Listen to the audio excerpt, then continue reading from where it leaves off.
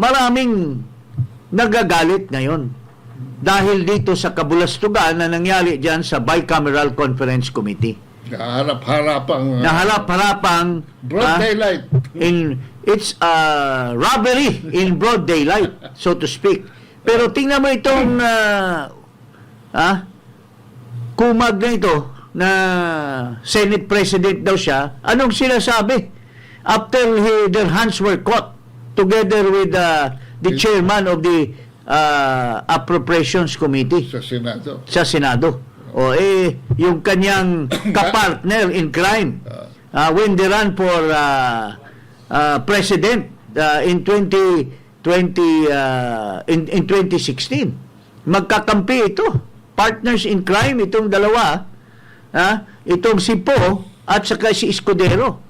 At sila rin ang yung mayari dito sa BICAM.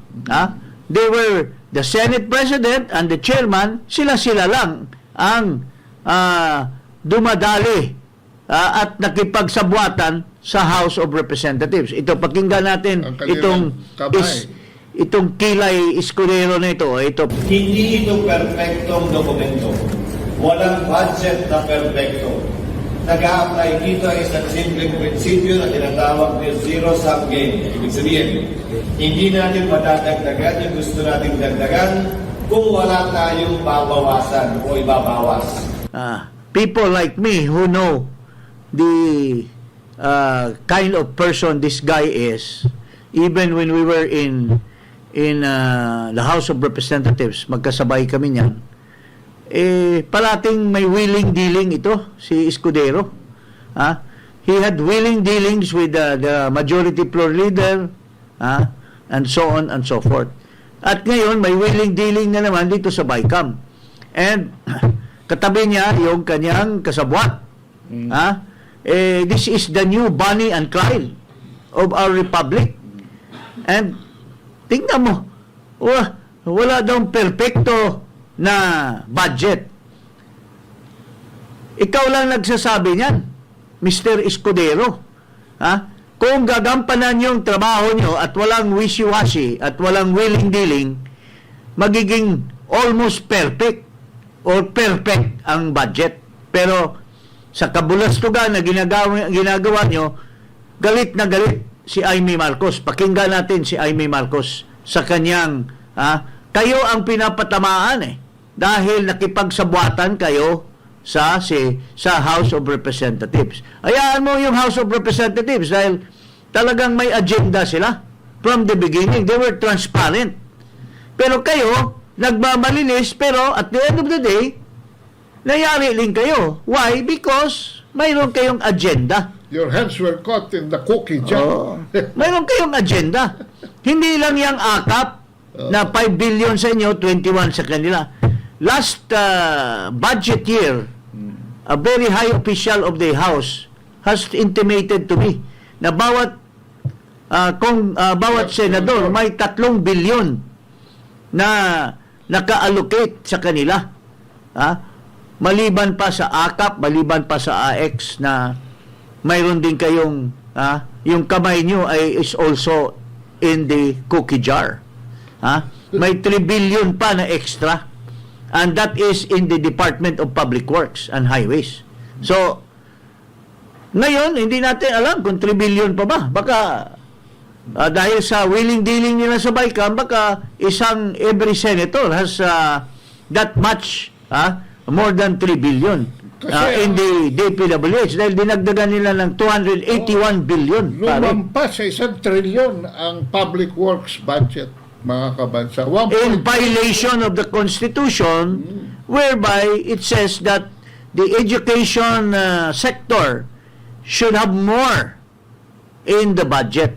But ito, pakinggan natin si Ginang Amy Marcos at let's listen to her carefully. Itong kanyang talumpati doon sa Senate floor. And ang pinapatamaan nito, yung si Bonnie and Clyde. namely Escudero and Grispo. Ito, pakinggan po natin. A caucus among the senators was held on the 26th of November 2024. This would have been a good time to discuss the concerns that I and many of my colleagues had on the transparency of the BICAM process. To my disappointment, the budget was not even raised in the caucus. On November 28, 2028, the first bicameral conference meeting was finally conducted. Senator Bato de la Rosa manifested that before the members of the BICAM be asked to sign the BICAM report, they must first be given enough time to read it over and over again and check everything para hindi naman tayo magmukhang tanga after signing. Senator Grace po acceded to his request.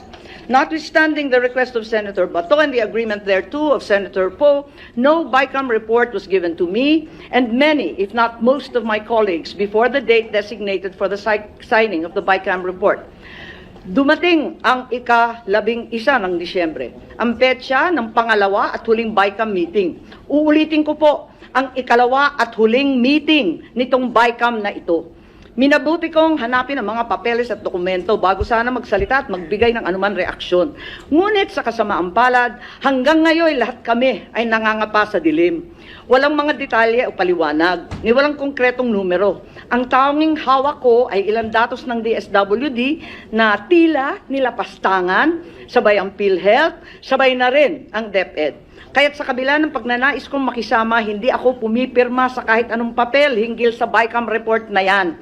At nagsusulong magbawas ng pera sa mga lehitimong proyekto para lamang ipasok ang akap, lakihan ng labis-labis ang MAIP, at pagpiestahan ang DPWH.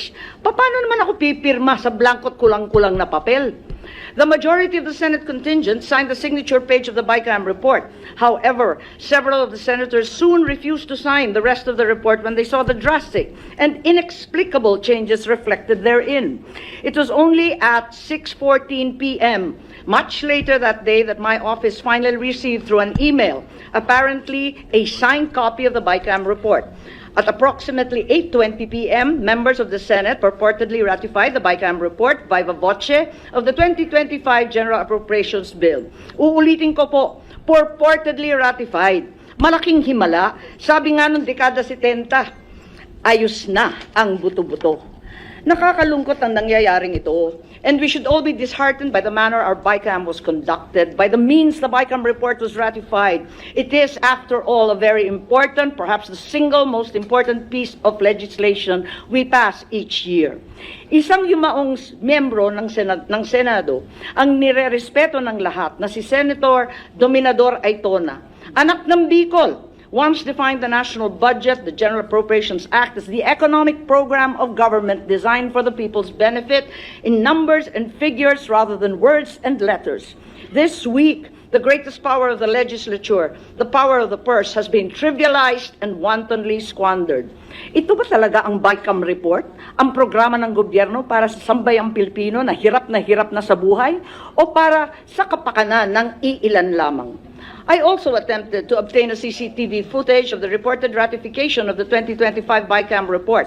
For some incomprehensible reason, the Senate Secretariat refused to oblige, alleging that a non-existent data privacy regulation prohibited my being provided a copy. They seem to forget that sessions in the Senate are public and are even live-streamed nationally.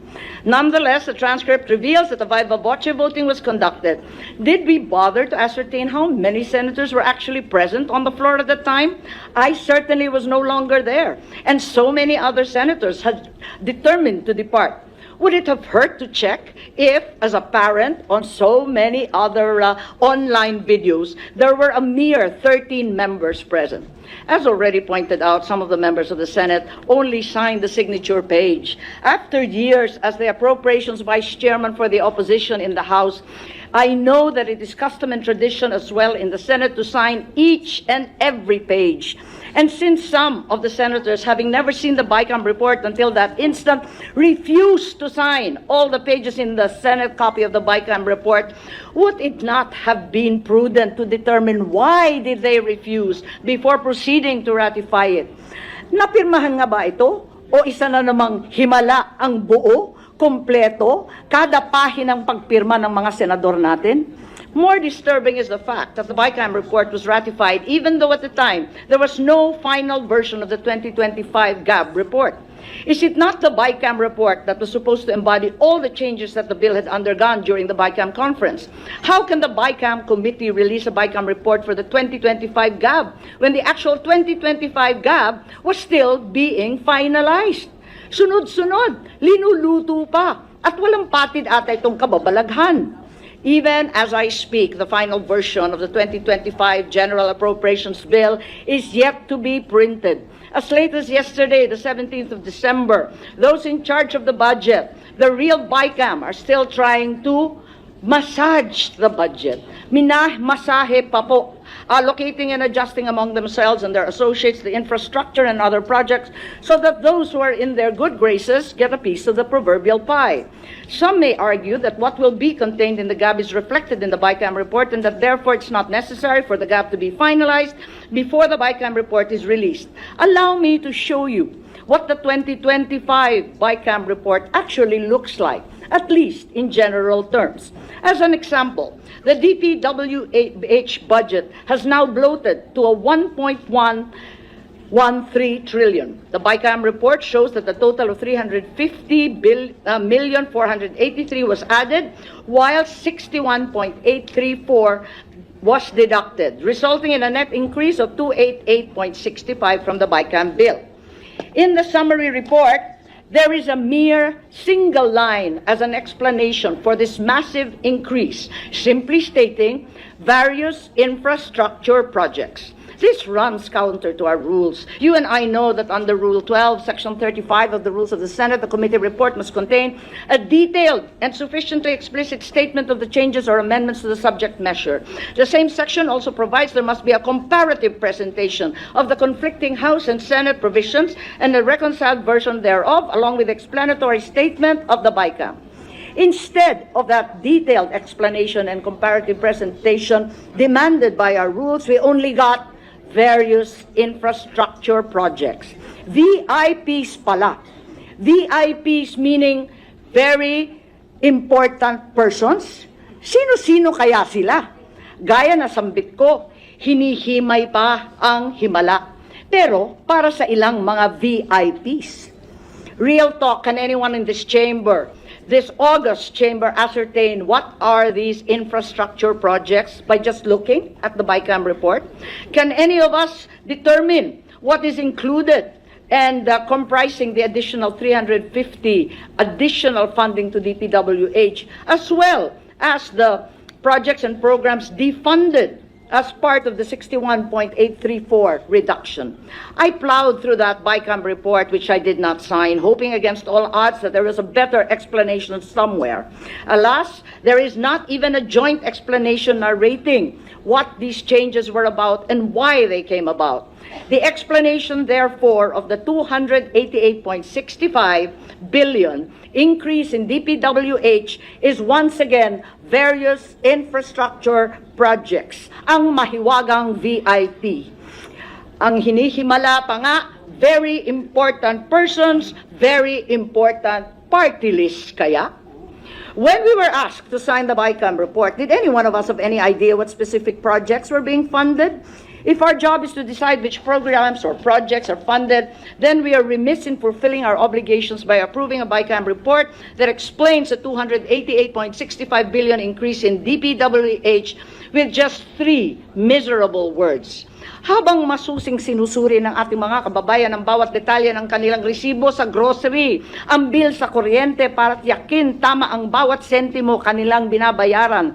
Tayo naman dito sa Senado ay tila kontento ng pumayag sa 288 bilyong dagdag gamit lang ang 3 matalinhagang salita, VIP, various infrastructure projects. So, marami pa yan. Ha?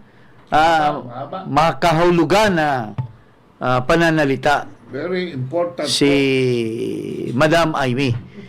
Whatever you say about her, whether pakulo lang niya ito, pasaling lang, or propaganda lang, but the substance of what she's saying is the more important matter.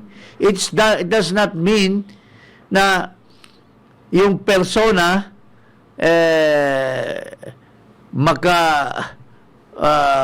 ika nga'y mapagkatiwalaan ba o hindi dahil wishy-washy ang ugali, pero hindi mo mababago yung substansya nung kanyang sinasabi, at ito ay the merits. the merits of what she said, plus the statement of Kilay Escudero, na there is no perfect budget, means that kaya walang perfect na budget dahil niluluto nyo.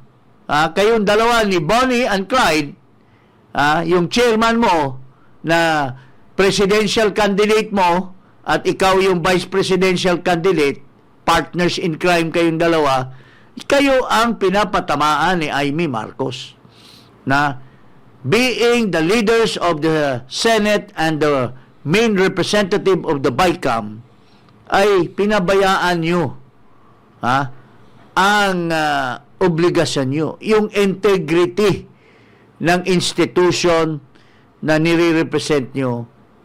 Wala kayong excuse dyan. Malaking sampal sa institution dahil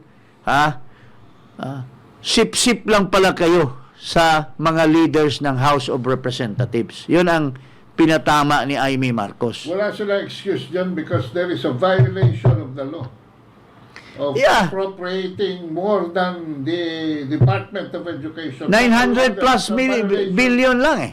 There's a violation of Itong DPWH, 1.3. Yung DSWD, yung pangtawid program, binawasan ng 50 billion.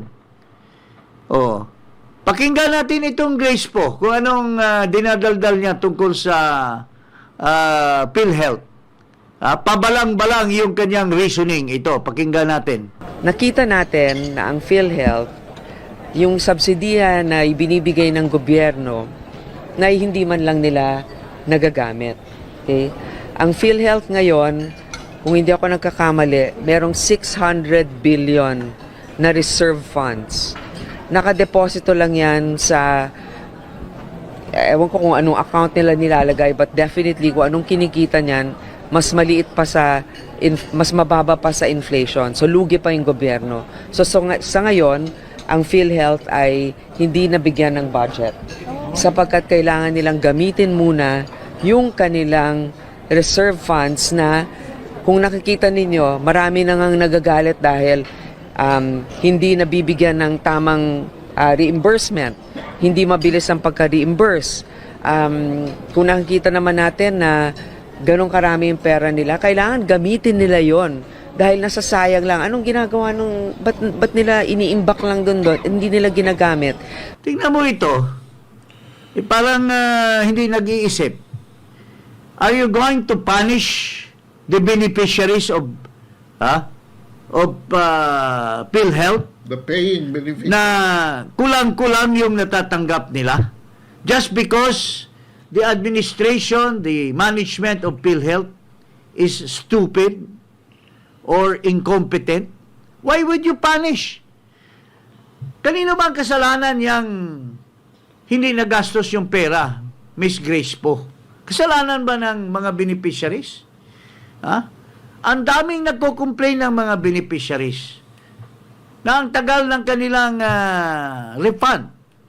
Ang daming nagko-complain ng mga beneficiaries na lalo na mga OFWs, pinapakontribute sila. Tapos, what is the meaning of the universal health care? Pinasa ito, authored by Mr. Ejercito, at pinagyabang pa niya ito at ginamit niya sa pag-eleksyon niya to run for the Senate as the author, the founder of the universal health care. Iyan ba ay nagampanan ang batas na yan? Na-implementa ba yan? Tapos sasabihin nyo, hindi ginagasta ang pera? I've been a member of the board of PhilHealth during Duterte's time. Hindi totoo yan, kulang yung pera. Kaya nga hindi na-implement ang universal healthcare. Ha? Hindi siya universal eh. Ha? Kasi walang pera. Kulang yung sin taxes na were supposed to be raised to tapos kunan mo ng subsidiya. Ha? Just because mayroong hindi nagastos, kung maayos yung management dyan, mauubos yan. Kasi ang daming kailangan ng mga members ng PhilHealth na pera. Ang daming hospital na hindi nababayaran. Oh. So, sino ba yung PhilHealth president? Sino ba yung mga board of directors dyan? Ha? Oh. Sino ba ang chairman ng the board ng PhilHealth? In fact, the chairman of the board is the Secretary of Health. He was even complaining that the PhilHealth management is not doing its job. Oh. So, napaka-flimsy and napakababaw yung reasoning nyo to zero the subsidy budget for PhilHealth.